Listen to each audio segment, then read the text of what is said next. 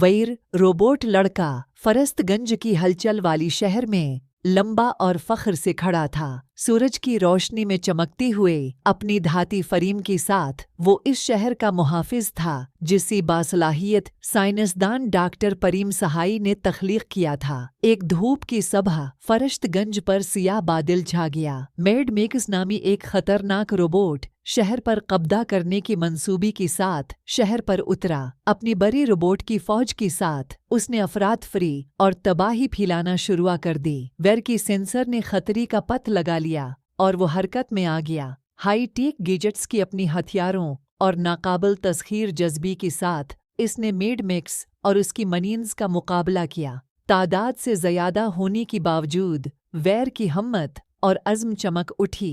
अपने वफादार दोस्तों अमली और चलबल और अपने काबिल एतिमाद रोबोट पालतू जानवर घंटों की मदद से वो मैड मैक्स और उसकी बड़ी फौज को पीछे छोड़ने में कामयाब हो गई। वैर के ज़हानत और बहादुरी गालिब आ गई और उन्होंने एक बार फिर फरस्तगंज को बचाती हुई वलन को शख्सियत दी।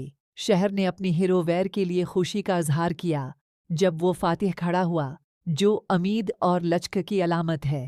वैर रोबोट लड़का सिर्फ एक मशीन नहीं था, वो शहर का एक सच्चा दोस्त और मुहाफिज था जो उनके रास्ते में आने वाली किसी भी खतरे के खिलाफ दिफा के लिए हमेशा तैयार रहता था।